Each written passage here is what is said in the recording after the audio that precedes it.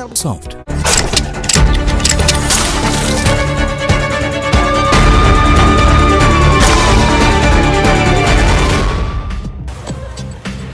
കൊച്ചിയിൽ നടിയെ പീഡിപ്പിച്ച കേസിൽ 7 വർഷത്തിന് ശേഷം പൾസർ സുനി പുറത്തിറങ്ങിയപ്പോൾ പൂമാലയിട്ട് സ്വീകരണം, മുദ്രാവാക്യം വിളി, പുഷ്പവൃഷ്ടി. ഇതിനപ്പുറം മലയാളിക്ക് തലകുനിക്കാൻ മറ്റെന്തെങ്കിലും വേണോ? ഒരു ബലാത്സംഗ കേസിലെ പ്രതിയെ ഇങ്ങനെ തോളിലേറ്റി സ്വീകരിക്കണമെങ്കിൽ അത്രയ്ക്കും അധപ്പതിച്ചോ സാക്ഷര കേരളത്തിൻ്റെ സംസ്കാരം? പൾസർ സുനി ജയിലിന് പുറത്തിറങ്ങിയെങ്കിലും കർശന ഉപാധികളോടെയാണ് ജാമ്യം. ഇതോടൊപ്പം ബംഗ്ലാദേശിൽ നിന്ന് കേരളത്തിലെത്തി സെക്സ് റാക്കറ്റ് സംഘത്തിൻ്റെ കെണിയിൽപ്പെട്ട ഒരു പെൺകുട്ടിയുടെ ദുരിത കഥയും സിനിമാ മേഖലയിലെ ലൈംഗികാതിക്രമ കേസും ഉൾപ്പെടെ വിശദമായി പരിശോധിക്കുകയാണ് പോലീസ് പട്രോൾ. സ്വാഗതം.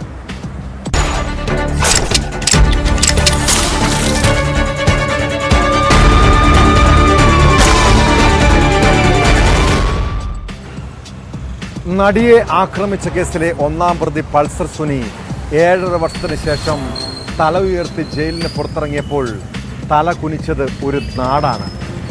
മലയാളികൾ ഒന്നടങ്കമാണ്. കേരളം വെറുക്കപ്പെട്ടവനായി കാണുന്ന ബലാത്സംഗ കേസിലെ പ്രതിക്ക് കോടതിക്ക് പുറത്ത് ലഭിച്ചത് വൻ സ്വീകരണം. മുദ്രാവാക്യം വിളിക്കാനും പുഷ്പവൃഷ്ടി നടത്താനും കേരള മെൻസ് അസോസിയേഷൻ എന്ന സംഘടനയുടെ തലതെറിച്ച ചില ജന്മങ്ങളെയും കണ്ടു. കർശന ഉപാധികളോടെയാണ് സുനിക്ക് എറണാകുളം പ്രിൻസിപ്പൽ സെഷൻസ് കോടതി ജാമ്യം അനുവദിച്ചത്. മാധ്യമങ്ങളോട് സംസാരിക്കരുത്, സാക്ഷികളെ സ്വാധീനിക്കരുത്, ഒരു സിം കാർഡ് മാത്രമേ ഉപയോഗിക്കാവൂ എന്നിവയാണ് ജാമ്യ വ്യവസ്ഥകൾ.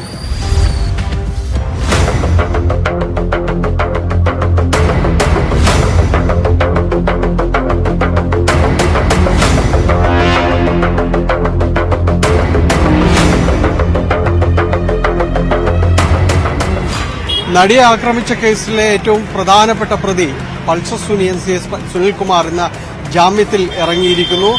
സുപ്രീം കോടതി അനുവദിച്ച ജാമ്യം വിചാരണ കോടതി ജാമ്യവ്യവസ്ഥകൾ ശരിവെച്ചുകൊണ്ടാണ് ജാമ്യവ്യവസ്ഥകൾ ഇന്ന് വിചാരണ കോടതിയിൽ അത് വാദം നടന്നു. പ്രോസിക്യൂഷൻ ഉന്നയിച്ച ജാമ്യവ്യവസ്ഥകൾ പാലിച്ചുകൊണ്ട് ഇന്ന് 4:30 എറണാകുളം സബ് ജയിലിൽ നിന്ന് പുറത്തിറങ്ങിയിരിക്കുന്നു. ഇതിൽ പുറത്തിറങ്ങിയ പൾസർ സുനി ബന്ധുക്കൾക്കൊപ്പം തന്നെ വളരെ പെട്ടെന്ന് തന്നെ ഇവിടെ നിന്ന് മടങ്ങുകയും ചെയ്തിരിക്കുന്നു. ഈ ജാമ്യ വ്യവസ്ഥകളിലെ ഏറ്റവും പ്രധാനപ്പെട്ട ഒരു വ്യവസ്ഥ എന്ന് പറയാവുന്നത് മാധ്യമങ്ങളോട് സംസാരിക്കരുത്, സാക്ഷികളെ സ്വാധീനിക്കരുത് എന്നതടക്കമുള്ള കാര്യങ്ങളുണ്ട്. അതുകൊണ്ട് തന്നെയും ഇന്ന് രാവിലെ പലവട്ടം മാധ്യമപ്രവർത്തകർ സുനിയോട് ഇതുമായി ബന്ധപ്പെട്ട കാര്യങ്ങൾ ചോദിച്ചെങ്കിലും കോടതിയിൽ ഹാജരാക്കുന്നതിന് മുൻപ് ജയിലിൽ നിന്ന് പുറത്തിറങ്ങുമ്പോൾ ഇത്തരമായി ബന്ധപ്പെട്ട കാര്യങ്ങൾ ചോദിച്ചിരുന്നെങ്കിലും ഒന്നും തന്നെ പ്രതികരിച്ചിരുന്നില്ല. പിന്നീടാണ് ജാമ്യ വ്യവസ്ഥകൾ അടക്കം നിശ്ചയിച്ചത്. പിന്നീട് യാതൊരു പ്രതികരണത്തിലേക്കോ കാര്യങ്ങളിലേക്കോ ഒന്നും തന്നെ നിന്നിട്ടില്ല. ഇതിൽ ഏറ്റവും പ്രധാനപ്പെട്ടത് എന്ന് പറയുന്നത് ഇതിൽ ജാമ്യ വ്യവസ്ഥകൾ തന്നെയാണ്. പ്രോസിക്യൂഷൻ പ്രധാനമായിട്ട് തന്നെ ഉന്നയിച്ചത് ഇത് വിചാരണ നിർണായകമായ ഒരു ഘട്ടത്തിൽ എത്തി നിൽക്കുന്ന ഒരു സമയമാണ്. ഈ ഘട്ടത്തിൽ ഇതിലെ കേസിൽ ഏറ്റവും സുപ്രധാനമായ ഒരു പ്രതി പുറത്തേക്ക് വരുന്നത് അതിന് വിചാരണ നടപടികൾ കേസിന്റെ ഗതിയെ തന്നെ ബാധിക്കുമെന്നതടക്കമുള്ള കാര്യങ്ങൾ പറഞ്ഞിരുന്നു. അത്തരം ആശങ്കകളും കാര്യങ്ങളും എല്ലാം തന്നെ കണക്കിലെടുത്തുകൊണ്ട് തന്നെയാണ് ഈ ജാമ്യവ്യവസ്ഥകളടക്കം നിശ്ചയിക്കപ്പെടുന്നത്. ഇതിൽ കോടതിയുടെ പരിധി വിട്ട് പോകരുത്. എല്ലാ ആഴ്ചയിലും തന്നെ പോലീസ് സ്റ്റേഷനിൽ ഹാജരായി ഒപ്പ് രേഖപ്പെടുത്തണം. ഒപ്പം തന്നെയും ഈ മൊബൈൽ ഫോൺ ഉപയോഗിക്കുമ്പോൾ അതിന്റെ വിശദാംശങ്ങളടക്കം ഈ കോടതിക്ക് പോലീസിനടക്കം കൈമാറേണ്ടതുണ്ട്. അതോടൊപ്പം തന്നെ പ്രതിയുടെ സുരക്ഷ ഉറപ്പുവരുത്തണം. അന്വേഷണ ഉദ്യോഗസ്ഥരുടെ റിപ്പോർട്ട് പ്രകാരം തന്നെയും പ്രോസിക്യൂഷൻ സമർപ്പിച്ച രേഖകളിൽ ഇയാൾക്ക് ജീവന് ഭീഷണിയുണ്ടായെന്നത് തന്നെയാണ്. അതുകൊണ്ട് തന്നെയും ഇത്തരം കാര്യങ്ങളിൽ റൂറൽ എസ്പിക്ക് സുരക്ഷാ സംവിധാനങ്ങൾ ഉറപ്പുവരുത്താൻ ചുമതലയുണ്ട് എന്നതടക്കം കോടതി നിർദ്ദേശിക്കുകയും ചെയ്തു. 26-ാം തീയതി കോടതിയിൽ ഹാജരാവുക, അത് മാത്രമേ ഉള്ളൂ. എല്ലാ ഉപാധികളും കൃത്യമായി നോക്കുക എന്നുള്ളത് അത് വേണം. അതില്ല എന്നുണ്ടെങ്കിൽ ബുദ്ധിമുട്ടാവും. ഉപാധികളെല്ലാം കൃത്യമായിട്ട് പറഞ്ഞ് മനസ്സിലാക്കിയിട്ടുണ്ട്. അതെല്ലാം അങ്ങനെ തന്നെ പാലിക്കണം. ഈ പറയുന്ന പോലെ പ്രധാന ഇത് മാധ്യമങ്ങളോട് സംസാരിക്കരുത്. പിന്നെ ഈ എറണാകുളം ജൂറിസ്ഡിക്ഷൻ വിട്ടുപോകരുത്. മൊബൈൽ ഫോൺ യൂസ് ചെയ്യുന്നെങ്കിൽ അതിൽ ഒരു സിമ്മേ യൂസ് ചെയ്യാവൂ. ആ സിമ്മിന്റെ നമ്പർ കൊടുക്കണം.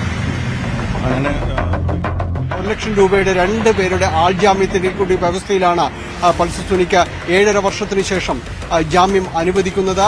ഇതിൽ 10 തവണയോളം തന്നെ ഹൈക്കോടതിയെ സമീപിക്കുകയും ജാമ്യത്തിന് വേണ്ടി സമീപിക്കുകയും തുടർച്ചയായി ഇത്തരം ജാമ്യാപേക്ഷകളുമായി ചെല്ലുന്നതിന് കോടതി തന്നെയും പിഴ ഈടാക്കുകയും ചെയ്യുന്നൊരവസ്ഥയുണ്ടായിരുന്നു. പിന്നീടാണ് സുപ്രീം കോടതിയിലേക്ക് കേസ് പരിഗണനയിലേക്ക് എത്തുന്നത്. സുപ്രീം കോടതിയുടെ നിർദ്ദേശപ്രകാരമാണ് വിചാരണ നടപടികൾ നീണ്ടുപോകുന്നു എന്നത് സുപ്രീം കോടതിയുടെ ഒരു നിരീക്ഷണമുണ്ടായിരുന്നു. അതിനുശേഷമാണ് ഇയാൾക്ക് ജാമ്യം അനുവദിക്കാനായിട്ട് നിർദ്ദേശമടക്കം നൽകിയത്. ഇതനുസരിച്ച് എറണാകുളം പ്രിൻസിപ്പൽ സെഷൻസ് കോടതിയിൽ ഇന്ന് പ്രോസിക്യൂഷന്റെ വാദം കേട്ട ശേഷമാണ് ഇതിൽ ഉപാധികൾ നിശ്ചയിക്കുകയും തുടർന്ന് അത്തരം ആ വ്യവസ്ഥകൾ ഉപാധികളെല്ലാം തന്നെ അംഗീകരിച്ചുകൊണ്ട് ഇവിടേക്ക് കോടതി ഉത്തരവുമായി പൾസർ അഭിഭാഷകനെത്തുകയും ജാമ്യം തിരക്കൽ നടപടികൾ പൂർത്തിയാക്കുകയും ചെയ്തു. അതിനുശേഷം ജാമ്യം അനുവദിക്കപ്പെട്ടു. അതിന്റെ ഉത്തരവിന് ശേഷം എറണാകുളം സബ് ജയിലിൽ നിന്ന് ബന്ധുക്കൾക്കൊപ്പം പൾസർ സുനി മടങ്ങുകയും ചെയ്തു.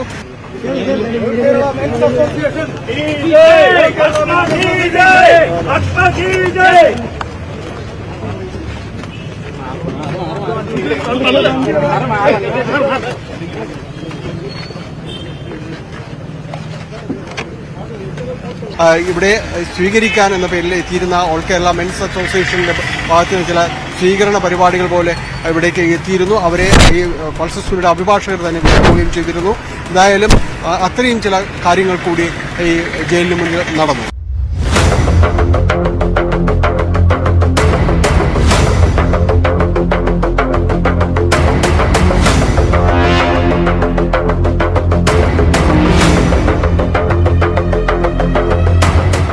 Dani Paul, news 18.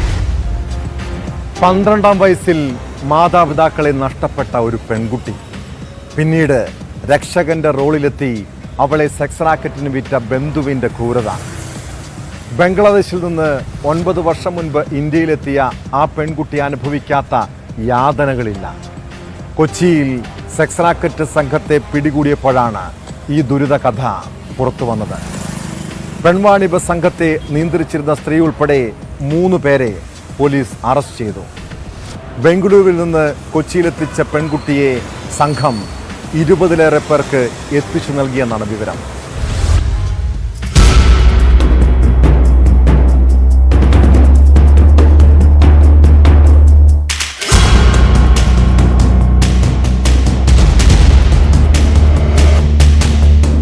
കൊച്ചിയിലെ സെക്സ് റാക്കറ്റ് സംഘാംഗമായ തിരുവനന്തപുരം സ്വദേശി ജഗിത, എറണാകുളം സ്വദേശി വിപിൻ, ബംഗളൂരു സ്വദേശി സെറീന എന്നിവരാണ് എളമക്കര പോലീസിന്റെ പിടിയിലായത്. തട്ടിക്കൊണ്ടുപോകൽ, ബലാത്സംഗം എന്നീ വകുപ്പുകൾ ചുമത്തിയാണ് പ്രതികൾക്കെതിരെ കേസെടുത്തത്.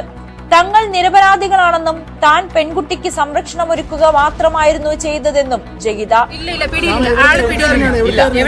തൃശ്ശൂർ, എറണാകുളം, കണ്ണൂർ, കോഴിക്കോട് എന്ന് പറയുന്നത് ഈ കുട്ടീനെ കൊണ്ടുവന്നത് എന്റെ വീട്ടിൽ സേഫ് ആക്കിയതിന്റെ പേരിലാണ് എനിക്ക് കംപ്ലൈന്റ് കേസെടുത്തേക്കുന്നത്. വിപിൻ അല്ലല്ല, ആ കുട്ടീനെ കല്യാണം കഴിക്കാന്ന് പറഞ്ഞു ഉറപ്പ് പറഞ്ഞതിന്റെ പേരിൽ. കഴിഞ്ഞ ആഴ്ച കൊച്ചിയിലെത്തിച്ച പെൺകുട്ടിയെ ഇതിനോടകം തന്നെ 20ലേറെ പേർക്ക് മുന്നിൽ കാഴ്ചവെച്ചു. മാതാപിതാക്കൾ നഷ്ടമായ പെൺകുട്ടി 12ാം വയസ്സിലാണ് ബന്ധുവിനോടൊപ്പം ബംഗ്ലാദേശിൽ നിന്നും ഇന്ത്യയിലെത്തിയത്. പിന്നീട് പെൺകുട്ടി സെക്സ് റാക്കറ്റിന്റെ പിടിയിലാകുകയായിരുന്നുവെന്നാണ് റിപ്പോർട്ട്. രാജ്യത്തിന്റെ വിവിധ ഭാഗങ്ങളിൽ പെൺകുട്ടി ലൈംഗിക ചൂഷണത്തിനിരയായി. പെൺകുട്ടിയെ കാണാനില്ലെന്ന് കാട്ടി സംഘത്തിലെ ഒരാൾ നൽകിയ പരാതിയെ തുടർന്ന് നടത്തിയ അന്വേഷണത്തിലാണ് പ്രതികൾ പോലീസിന്റെ വലയിലാകുന്നത്. പെൺകുട്ടിയെ പോലീസ് സംരക്ഷണത്തിലേക്ക് മാറ്റി. കൂടുതൽ പേർക്ക് കേസിൽ പങ്കുണ്ടോ എന്നാണ് അന്വേഷണം.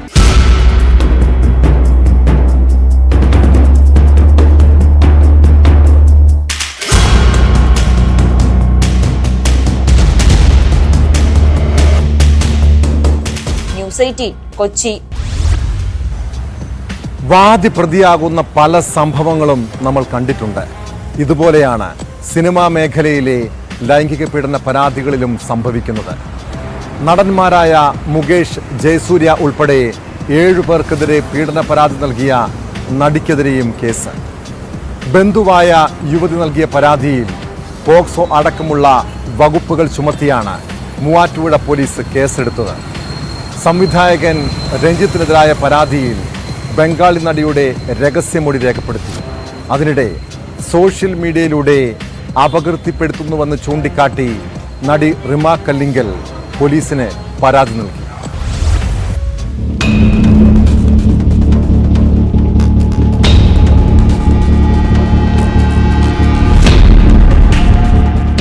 നടന്മാരായ മുകേഷ് മുകേഷ്, ജയസൂര്യ എന്നിവർ ഉൾപ്പെടെ 7 പേർക്കെതിരെ പീഡന പരാതി നൽകിയ നടിക്കെതിരെയാണ് പോക്സോ അടക്കമുള്ള വകുപ്പുകൾ ചുമത്തി കേസെടുത്തത്. പ്രായപൂർത്തിയാകുന്നതിന് മുൻപ് തന്നെ ചെന്നൈയിലെ ഒരു സംഘത്തിന് കാഴ്ചവെക്കാൻ ശ്രമിച്ചെന്ന ആരോപണവുമായി കഴിഞ്ഞ ദിവസം നടിയുടെ അടുത്ത ബന്ധുവായ യുവതി രംഗത്തെത്തിയിരുന്നു. ഇവരുടെ പരാതിയിലാണ് മൂവാറ്റുപുഴ പോലീസ് കേസെടുത്തത്. 16 വയസ്സുള്ളപ്പോൾ അവസരം വാഗ്ദാനം ചെയ്ത് ലൈംഗിക ചൂഷണത്തിന് ശ്രമിച്ചെന്നാണ് പരാതി. നടി സെക്സ് റാക്കറ്റിലുള്ളയാളാണെന്നും യുവതി ആരോപിച്ചിരുന്നു. അതേസമയം പരാതിക്ക് പിന്നിൽ രാഷ്ട്രീയ കളിയാണെന്നും തന്നെ നിശബ്ദയാക്കാനുള്ള നീക്കമാണ് നടക്കുന്നതെന്നുമാണ് നടിയുടെ പ്രതികരണം. അതിനിടെ സംവിധായകൻ രഞ്ജിത്തിനെതിരെ പരാതിയുന്നയിച്ച ബംഗാളി നടി രഹസ്യമൊഴി നൽകി. കൊൽക്കത്ത അലിപ്പൂർ സെഷൻസ് കോടതിയിലാണ് മൊഴി നൽകിയത്. ഹേമ കമ്മിറ്റി റിപ്പോർട്ട് പുറത്തുവന്നതിനെ തുടർന്നുണ്ടായ മറ്റ് കേസുകളിലും പ്രത്യേക സംഘം അന്വേഷണം തുടരുകയാണ്.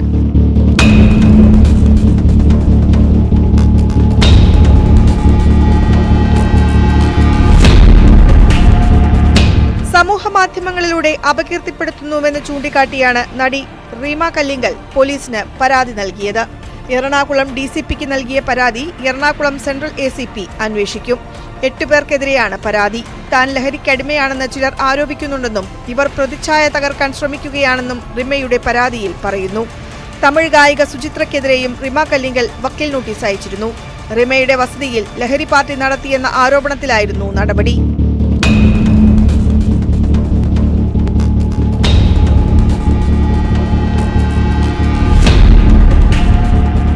ന്യൂസ് 18 കൊച്ചി. കൊല്ലം മൈനാഗപ്പള്ളിയിലെ നാട്ടുകാരുടെ ചെവികളിൽ ഇപ്പോഴും കുഞ്ഞുമോളുടെ നിലവിളി ശബ്ദം മുഴങ്ങുന്നുണ്ട്. ആ നടുക്കുന്ന കാഴ്ച ഇപ്പോഴും അവരുടെ മനസ്സിലുണ്ട്.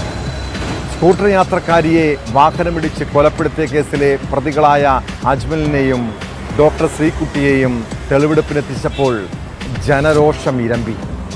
മരിച്ച കുഞ്ഞുമോളുടെ ബന്ധുക്കളും മക്കളും പ്രതികളെ കാണാൻ എത്തിയിരുന്നു. നാട്ടുകാരുടെയും ബന്ധുക്കളുടെയും പ്രതിഷേധം കാരണം പ്രതികളെ വാഹനത്തിൽ നിന്ന് പുറത്തിറക്കാൻ പോലും കഴിയാതെ പോലീസിന് മടങ്ങേണ്ടി വന്നു. അതിനിടെ മുഖ്യപ്രതി അജ്മലും കൂട്ടുപ്രതി ഡോക്ടർ ശ്രീകുട്ടിയും അപകടത്തിൻ്റെ തലേന്ന് ഹോട്ടൽ മുറിയിൽ വെച്ച് MDMA ഉപയോഗിച്ചെന്ന് പോലീസ് കണ്ടെത്തി.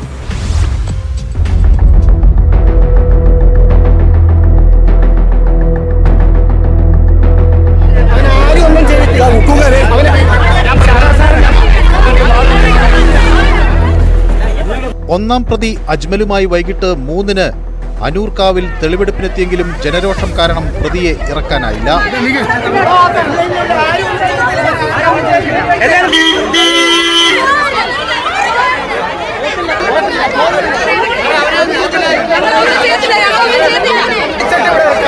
അവനാരും ഒന്നും ചെയ്യത്തില്ല.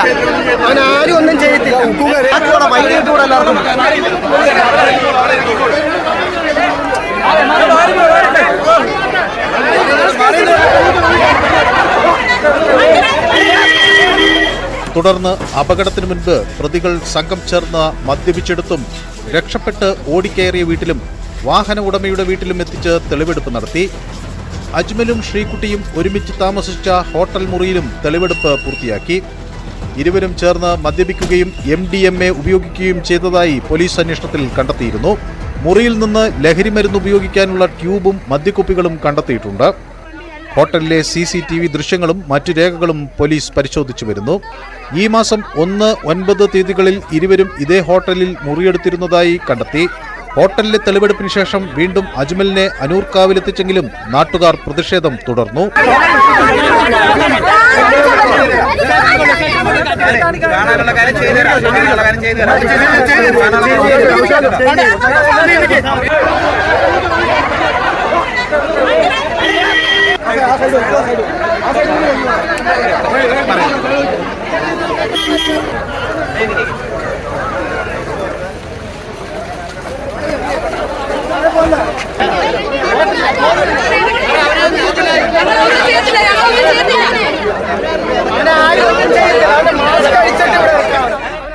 വാഹനത്തിൽ കൈകൊണ്ടു തട്ടിയും അജ്മലിനെ ഇറക്കിവിടാൻ ആവശ്യപ്പെട്ടും ജനങ്ങൾ രോഷം പ്രകടിപ്പിച്ചതോടെ തെളിവെടുപ്പ് നടത്താനാകാതെ അജ്മലുമായി വാഹനം പോലീസ് സ്റ്റേഷനിലേക്ക് മടങ്ങി.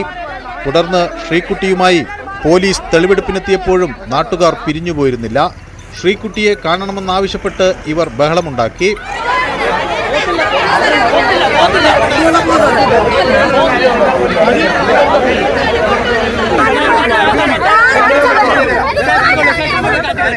രണ്ടു പ്രതികളെയും സംഭവസ്ഥലത്തിറക്കി തെളിവെടുപ്പ് പൂർത്തിയാക്കാൻ പോലീസിന് കഴിഞ്ഞില്ല. 2 ദിവസത്തെ കസ്റ്റഡി കാലാവധിയാണ് ശാസ്താംകോട്ട മജിസ്ട്രേറ്റ് കോടതി അനുവദിച്ചിരിക്കുന്നത്.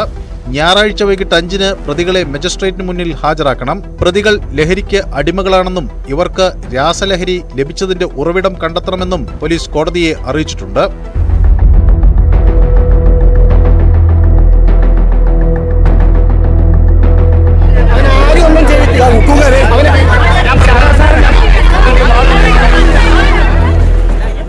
ന്യൂസ് 18 കൊട്ടാരക്കര. തെളിവുകൾ എങ്ങനെ മായ്ക്കാൻ ശ്രമിച്ചാലും ഒരു തുമ്പെങ്കിലും അവശേഷിക്കപ്പെടും എന്നതാണ് ഏതൊരു കുറ്റകൃത്യം പരിശോധിച്ചാലും വ്യക്തമാകുന്ന കാര്യം. ആലപ്പുഴ സുഭദ്ര കൊലക്കേസിൽ ചോരപ്പാടുകളെല്ലാം പ്രതികൾ തുടച്ചു വൃത്തിയാക്കിയതാണ്. എന്നാൽ പോലീസിന്റെ പരിശോധനയിൽ കൊലപാതകം നടന്ന മുറിയിൽ നിന്ന് രക്തക്കറ കണ്ടെത്തി. ഫോറൻസിക് പരിശോധനയിലാണ് അന്വേഷണ സംഘത്തിന് നിർണായക തെളിവുകൾ ലഭ്യമായത്. തെളിവെടുപ്പിൽ വീടിനടുത്തുള്ള തോട്ടിൽ നിന്ന് പ്രതികൾ ഉപേക്ഷിച്ച രക്തം പുരണ്ട തലയിണ കണ്ടെത്തിയിരുന്നു.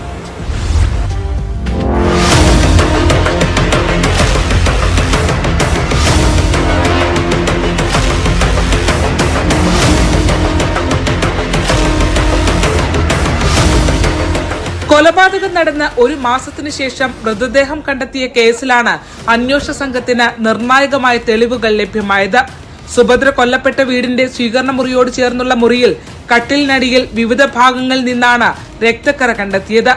ആവശ്യത്തിന് സാമ്പിളുകൾ ശേഖരിക്കാനും ഫോറൻസിക് പരിശോധകർക്കായി. കൊലപാതക ശേഷം വീട് മാത്യുവും ശർമിളയും ചേർന്ന് തുടച്ചു വൃത്തിയാക്കിയിരുന്നു. എന്നിട്ടും സുപ്രധാന തെളിവുകൾ അവശേഷിച്ചു.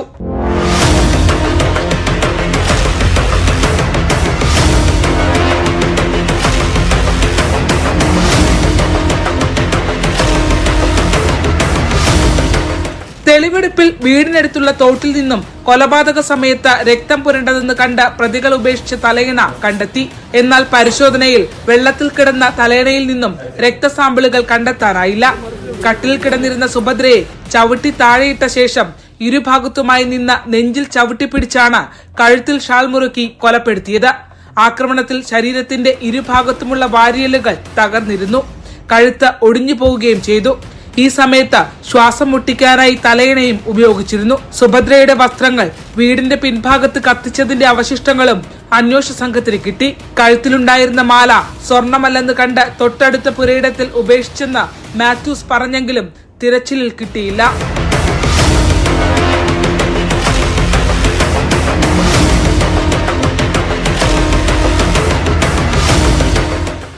അന്വേഷണ സംഘത്തിന് 8 ദിവസത്തെ കസ്റ്റഡിയിലാണ് പ്രതികളെ വിട്ടുകിട്ടിയിട്ടുള്ളത്. ചോദ്യം ചെയ്യലിൽ കേസിലെ 3-ാം പ്രതിയും മാത്യൂസിന്റെയും ശർമിളയുടെയും അടുത്ത സുഹൃത്തുമായ റെയ്നോൾഡുമായി സുഭദ്രയ്ക്ക് അടുത്ത ബന്ധമുണ്ടായിരുന്നുവെന്ന് പ്രതികൾ വ്യക്തമാക്കി. അതേസമയം കൊലപാതക ശേഷം പ്രതികൾ കടന്ന കർണാടക ഉടുപ്പിയിൽ മണ്ണഞ്ചേരി CI രാജേഷിന്റെ നേതൃത്വത്തിലുള്ള സംഘം തെളിവെടുപ്പ് തുടങ്ങി. വിവിധ ഇടങ്ങളിലായി പ്രതികൾ വിറ്റ സുഭദ്രയുടെ സ്വർണം കണ്ടെടുക്കേണ്ടതായുണ്ട്.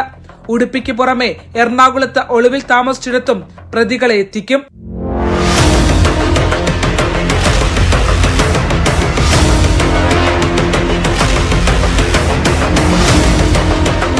News 18 Alappuzha. ADGP MR Ajith കുമാറിന് ക്രമസമാധാന ചുമതലയിൽ ഇനി എത്ര നാൾ കൂടി തുടരാൻ കഴിയും? വിജിലൻസ് അന്വേഷണം കൂടി തുടങ്ങിയതോടെ അജിത് കുമാറിന്റെ നാളുകൾ എണ്ണപ്പെടുകയാണ്. അനധികൃത സ്വത്ത് സമ്പാദനവുമായി ബന്ധപ്പെട്ട കേസ് തിരുവനന്തപുരം സ്പെഷ്യൽ ഇൻവെസ്റ്റിഗേഷൻ ടീമാണ് അന്വേഷിക്കുന്നത്.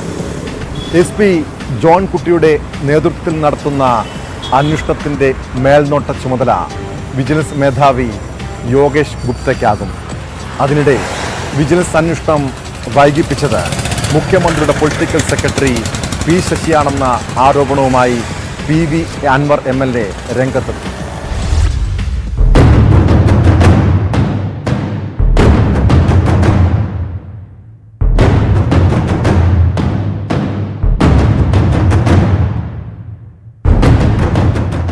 ADGPയേക്കാൾ ഉയർന്ന റാങ്കിൽ വിജിലൻസിലുള്ള ഒരേ ഒരു ഉദ്യോഗസ്ഥനാണ് DGP യോഗേഷ് ഗുപ്ത. അതുകൊണ്ടാണ് അന്വേഷണത്തിന്റെ മേൽനോട്ടം വിജിലൻസ് മേധാവി തന്നെ ഏൽപ്പിച്ചത്. DGP ഷെയ്ഖ് ദർവേഷ് സാഹിബിന്റെ ശുപാർശ പ്രകാരമാണ് തീരുമാനം. അനധികൃത സ്വത്തു സമ്പാദനം, മരം മുറി, സ്വർണ്ണക്കടത്ത് ഉൾപ്പെടെ 5 വിഷയങ്ങളാണ് വിജിലൻസിന്റെ അന്വേഷണ പരിധിയിൽ വരിക. തിരുവനന്തപുരം സ്പെഷ്യൽ ഇൻവെസ്റ്റിഗേഷൻ യൂണിറ്റ് 1 അന്വേഷണം നടത്തുക. അഡീഷണൽ ചീഫ് സെക്രട്ടറി വിശ്വനാഥ് സിൻഹയാണ് അന്വേഷണത്തിന് നിർദ്ദേശം നൽകി ഉത്തരവിറക്കിയത്. മുൻ SP സുജിത് ദാസിനെതിരായ മറ്റൊരു പരാതി നിലവിൽ ഈ യൂണിറ്റ് അന്വേഷിക്കുന്നുണ്ട്. വിജിലൻസ് അന്വേഷണം വൈകിപ്പിച്ചത് മുഖ്യമന്ത്രിയുടെ പൊളിറ്റിക്കൽ സെക്രട്ടറി P ശശിയാണെന്ന ആരോപണവുമായി PV അൻവർ MLA രംഗത്തെത്തി. P ശശിക്കെതിരെ നൽകിയ പരാതി CPM ഗൗരവത്തിൽ എടുക്കും എന്നാണ് പ്രതീക്ഷിക്കുന്നത് എന്നും PV അൻവർ ന്യൂസ് 18നോട് പറഞ്ഞു. ശശിയുടെ അറിവോടെയാണ്. അല്ല, ശശിയുടെ അറിവോടാണോ അല്ലേ എന്നുള്ളത് പാർട്ടി അന്വേഷിക്കട്ടെ. എല്ലാത്തിലെയും ഇതിലെ നായകന് ആരാണ്? ADGP അജിത് കുമാറാണ്. പിന്നെ 3 വർഷത്തോളമാണ് ഈ സ്വർണ്ണക്കള്ളക്കടത്ത് നടന്നത്.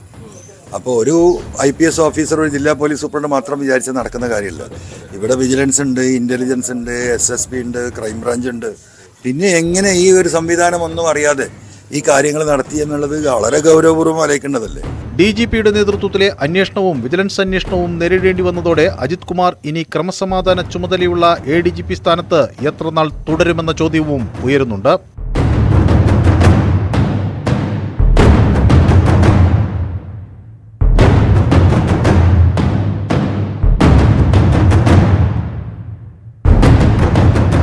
ന്യൂസ് 18 തിരുവനന്തപുരം.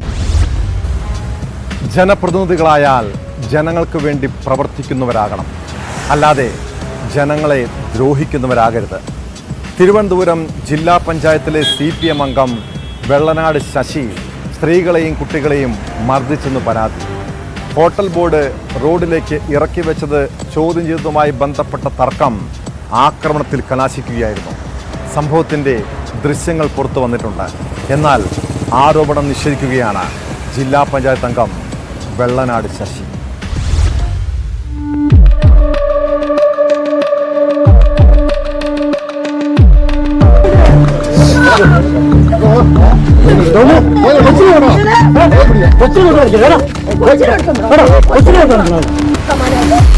വെള്ളനാട് കുളക്കോട് വില്ലേജ് ഓഫീസിന് മുൻപിലെ ഹോട്ടലിലായിരുന്നു സംഭവം. വെള്ളനാട് പഞ്ചായത്തിലെ ജീവനക്കാരനായ നെടുമാനൂർ അയണിത്തലക്കൽ സ്വദേശി അരുണും ഭാര്യയും നടത്തുന്ന ഹോട്ടലാണ് ഇത്. ഹോട്ടലിന് മുന്നിലെ റോഡിൽ വെച്ചിരുന്ന ബോർഡ് നീക്കം ചെയ്യണമെന്നാവശ്യപ്പെട്ട് നടന്ന തർക്കത്തിനൊടുവിലായിരുന്നു അക്രമം. 8 വയസ്സുള്ള കുട്ടി ഇത് വീഡിയോയിൽ പകർത്തവേ വെള്ളനാട് ശശി ഫോൺ തട്ടിത്തെറിപ്പിച്ചു. തുടർന്ന് ഇരു കൂട്ടരുമായി ചെറിയ കയ്യാങ്കളി ഉണ്ടായി.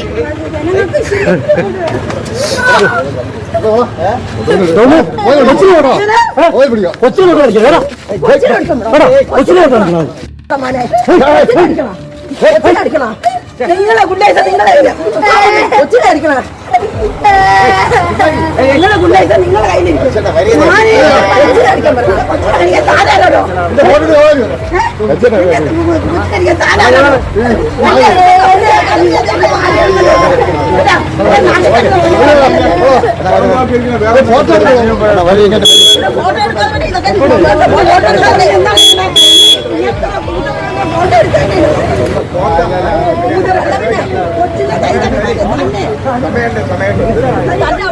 കുട്ടിയുടെ കൈക്ക് പരിക്കേറ്റെന്നാണ് കുടുംബത്തിന്റെ പരാതി.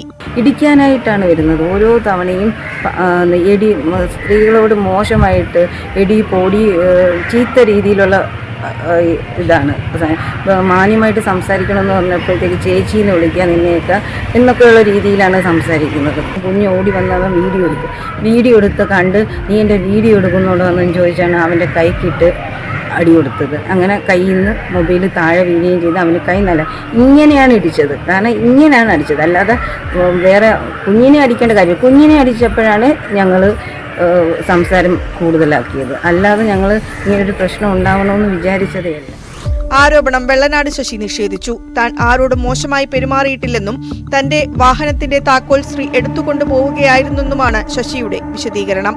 സംഭവത്തിൽ കേസെടുക്കുമെന്ന് ആര്യനാട് CI അറിയിച്ചു. അതേസമയം വെള്ളനാട് ശശി 10,000 രൂപ പിരിവ് ചോദിച്ചെന്നും 2,000 രൂപയെ നൽകൂ എന്ന് പറഞ്ഞതിലുള്ള വിരോധമാണ് അക്രമത്തിനു പിന്നിലെന്നും കോൺഗ്രസ് പ്രവർത്തകർ ആരോപിക്കുന്നു.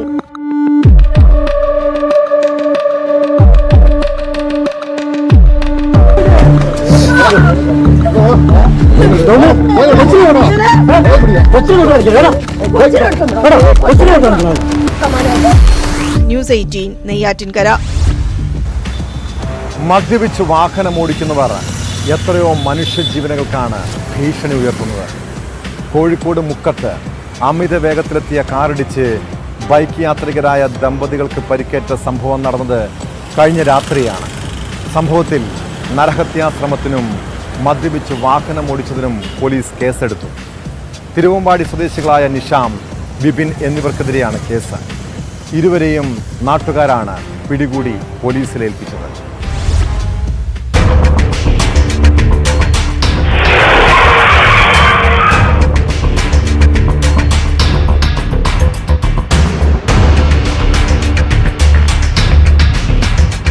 മുക്കം ബസ് സ്റ്റാൻഡിന് സമീപം വ്യാഴാഴ്ച രാത്രി 8:15 അപകടം.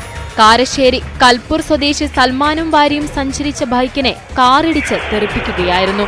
അപകടത്തിൽ പരിക്കേറ്റ ദമ്പതിമാർ മുക്കത്തെ സ്വകാര്യ മെഡിക്കൽ കോളേജ് ആശുപത്രിയിൽ ചികിത്സയിലാണ്. ഓടി രക്ഷപ്പെടാൻ ശ്രമിച്ച കാർ യാത്രക്കാരെ നാട്ടുകാരാണ് പിടികൂടി മുക്കം പോലീസിൽ ഏൽപ്പിച്ചത്. കാറിൽ നിന്ന് ബിയർ കുപ്പിയും എയർ ഗണ്ണും കണ്ടെത്തിയിരുന്നു.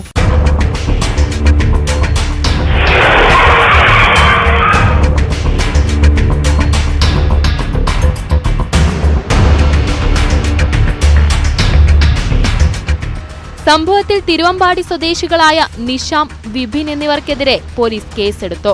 നരഹത്യാശ്രമത്തിനും മദ്യപിച്ച് വാഹനം ഓടിച്ചതിനും ജാമ്യമില്ലാ വകുപ്പ് പ്രകാരമാണ് കേസ്. പ്രതികളെ കോടതിയിൽ ഹാജരാക്കി.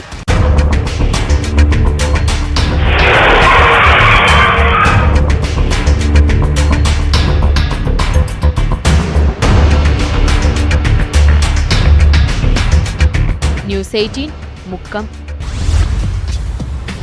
പോലീസ് പട്രോൾ ഇനി പോകുന്നത് മലപ്പുറം തവനൂരിലേക്കാണ്. തവനൂർ അയങ്കളത്തുള്ള കള്ളുഷാപ്പിൽ ജീവനക്കാരെ ആക്രമിച്ച ഒരു സംഭവമുണ്ടായി. കേസിൽ 2 പ്രതികളെ കുറ്റിപ്പുറം പോലീസ് അറസ്റ്റ് ചെയ്തു. ഒളിവിൽ പോയ പ്രതികളെ തുടർച്ചയായ അന്വേഷണത്തിനൊടുവിൽ പെരുമ്പടപ്പിൽ നിന്ന് പിടികൂടുകയായിരുന്നു.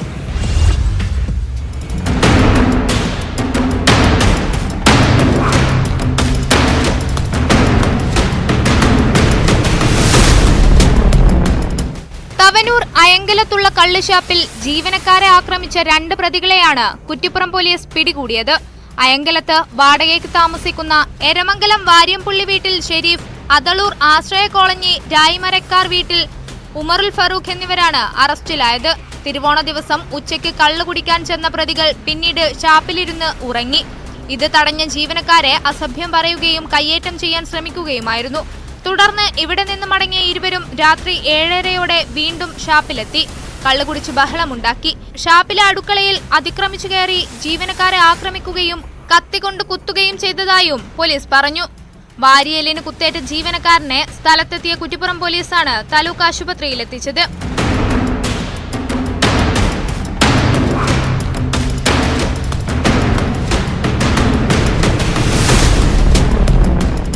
കണ്ടാലറിയാവുന്ന പ്രതികൾക്കെതിരെ കുറ്റിപ്പുറം പോലീസ് വധശ്രമത്തിന് കേസെടുത്താണ് അന്വേഷണം നടത്തിയത്. ഒളിവിൽ പോയ ഷെരീഫിനെയും ഉമറുൽ ഫറൂഖിനെയും കഴിഞ്ഞ ദിവസം രാത്രി പെരുമ്പടപ്പിൽ നിന്നുമാണ് പിടികൂടിയത്. തിരൂർ കോടതിയിൽ ഹാജരാക്കിയ പ്രതികളെ 14 ദിവസത്തേക്ക് റിമാൻഡ് ചെയ്തു.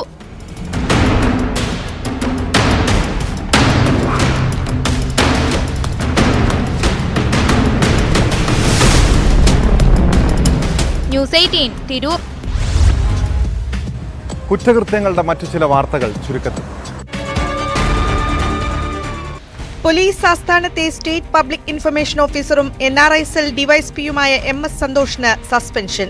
തൃശൂർ പൂരം സംബന്ധിച്ച അന്വേഷണവുമായി ബന്ധപ്പെട്ട വിവരാവകാശ അപേക്ഷയ്ക്ക് തെറ്റായ മറുപടി നൽകിയതിനാണ് നടപടി. തിരുവനന്തപുരം മാറനല്ലൂരിൽ വിവാഹ വീട്ടിൽ നിന്ന് മോഷണം പോയ 15 പവനോളം സ്വർണ്ണാഭരണങ്ങൾ സമീപത്തെ വഴിയിൽ ഉപേക്ഷിച്ച നിലയിൽ. മാറനല്ലൂർ പുന്നാവൂർ സ്വദേശി ഗിലിന്റെ വീട്ടിൽ നിന്നാണ് ആഭരണങ്ങൾ മോഷണം പോയത്. ഇടുക്കി നെടുങ്കണ്ടത്ത് അയൽവാസിയുടെ വീട്ടിൽ നിന്നും സ്വർണ്ണമാല മോഷ്ടിച്ച യുവതി പിടിയിൽ. ചോറ്റുപാറയിൽ വാടകയ്ക്ക് താമസിക്കുന്ന മഞ്ജുവാണ് പിടിയിലായത്. തൃശൂർ വിയ്യൂർ അതീവ സുരക്ഷാ ജയിലിൽ തടവുകാരൻ തൂങ്ങി മരിച്ച നിലയിൽ. മരിച്ചത് ഇഴിങ്ങാലക്കുട സ്വദേശി സജീവൻ. പാലക്കാട് മംഗലം ഡാം കടപ്പാറ താളികക്കല്ല് വനമേഖലയിൽ പുരുഷന്റേതെന്ന് സംശയിക്കുന്ന മൃതദേഹത്തിന്റെ അവശിഷ്ടങ്ങൾ കണ്ടെത്തി. ഉൾവനത്തിൽ പരിശോധനയ്ക്ക് പോയ ഫോറസ്റ്റ് ഉദ്യോഗസ്ഥരാണ് മൃതദേഹാവശിഷ്ടങ്ങൾ കണ്ടെത്തിയത്. കൊച്ചി മരടിൽ ഗുണ്ടാ മീറ്റപ്പ് സംഘടിപ്പിച്ച കേസിൽ ഗുണ്ടാ നേതാവ് ആഷിൻ ബൽമന് പിന്നാലെയായിരുന്നു കഴിഞ്ഞ ഒരു മാസത്തോളമായി പോലീസ്. എന്നാൽ പ്രതിയെ പിടികൂടാൻ പോലും പോലീസിന് കഴിഞ്ഞിരുന്നില്ല. ഒടുവിൽ ആഷ്ലിൻ കോടതിക്ക് മുൻപാകെ കീഴടങ്ങി. എറണാകുളം പ്രിൻസിപ്പൽ സെഷൻസ് കോടതി ഇയാൾക്ക് ജാമ്യവും അനുവദിച്ചു. ജാമ്യം ലഭിച്ചതോടെ ഇനി എന്തായിരിക്കും ആഷ്ലിൻ്റെ നീക്കം? കൊച്ചിയിൽ VIP ഗ്രൂപ്പ് തുടങ്ങിയതിന് പിന്നിലുള്ള ലക്ഷ്യമെന്താണ്? പോലീസ് കൃത്യമായി നിരീക്ഷിച്ചില്ലെങ്കിൽ ഒരുപക്ഷെ നാളെ പുതിയൊരു അധോലോകം സൃഷ്ടിക്കപ്പെട്ടാലും അത്ഭുതപ്പെടാനില്ല. ഇതോടെ ഇന്നത്തെ പോലീസ് പട്രോൾ പൂർണ്ണമാകുന്നു. നമസ്കാരം.